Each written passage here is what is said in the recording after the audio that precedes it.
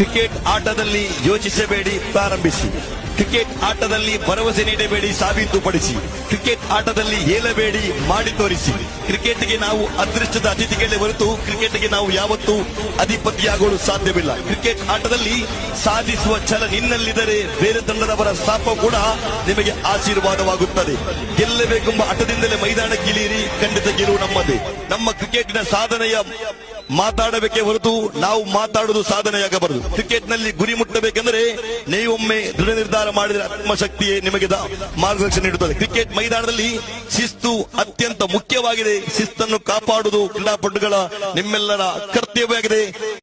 ಗೆಲುವಿ ನನಗೆ ಚಿಗುರಿಸಿದ ಜನ, ಜಾತಿ ಧರ್ಮವನ್ನ ಮೆಟ್ಟಿ ನಿಂತ ಜನ, ಎಲ್ಲದಕ್ಕೂ ಮೀರಿ ನೂರಾರು ಸ್ನೇಹಿತರನ್ನ ಪ್ರೀತಿ ಸಂಬಂಧವನ್ನ ಗಳಿಸಿಕೊಟ್ಟ ಏಕಮಾತ್ರ ಆಟ ಕ್ರಿಕೆಟ್. ಇಂದಿಗೂ ನನ್ನ ಜೀವನದ ಮೊಟ್ಟ ಮೊದಲ ಪಾಠ. ಜಾತಿ, ಮತ, ವರ್ಣ, ಪಂಗಡ ಎಲ್ಲವನ್ನ ಬದಿಗಿಟ್ಟುಕೊಂಡು ಒಂದೇ ತಾಯಿಯ ಮಕ್ಕಳಂತೆ ಪಂದ್ಯವನ್ನ ಸಾಗಿ ಬರ್ತದೆ. ನಮ್ಮೆಲ್ಲರ ಸಹಕಾರದಲ್ಲಿ ಪಂದ್ಯ ಸಾಗಿ ಬರ್ತದೆ. ಬಂದಿದ್ದೀರ ಬೆಳಗ್ಗೆ, ಮರಳಿ ಹೋಗುವಿರ ಮನೆಗೆ. ಒಂದಾದರೆ ಜಿಂಕೆ ಮರಿ, ಇಲ್ಲವಾದರೆ ಚಿರತೆ ಮರಿ. ಜಿಂಕೆ ಮರಿಯ ಬಾಯಲ್ಲಿ ಸಿಕ್ಕರೆ ಬೇಟೆ, ಸೋಲನ್ನ ಸವಾಲಾಗಿ ಸ್ವೀಕರಿಸಿ. ಸೋಲದೆ ಗೆದ್ದರೆ ಅದು ಮಂದಾಸ, ಸೋತು ಗೆದ್ದರೆ ಇತಿಹಾಸ.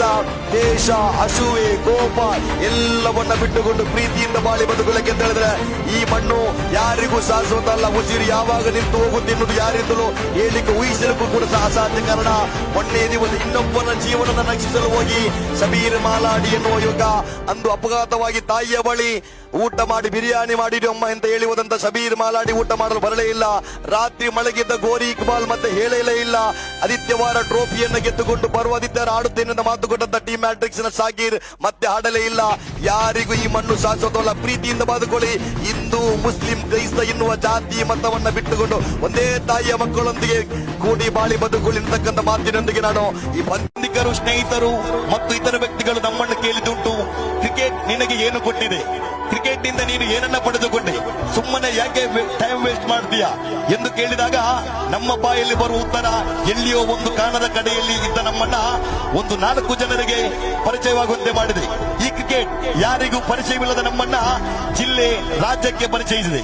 ಈ ಕ್ರಿಕೆಟ್ ಇಂದಿನ ಸಂದರ್ಭದಲ್ಲಿ ಜಾತಿ, ಧರ್ಮ, ಪಂಗಡ ಎಂದು ಕಚ್ಚಾಡುವ ಈ ಜನಗಳ ಮಧ್ಯೆ ಇವೆಲ್ಲವನ್ನ ಮೆಟ್ಟಿ ನಿಂತು ಸೋದರತ್ವವನ್ನ, ಮಹತ್ವವನ್ನ ತಿಳಿಸಿಕೊಟ್ಟಿದೆ.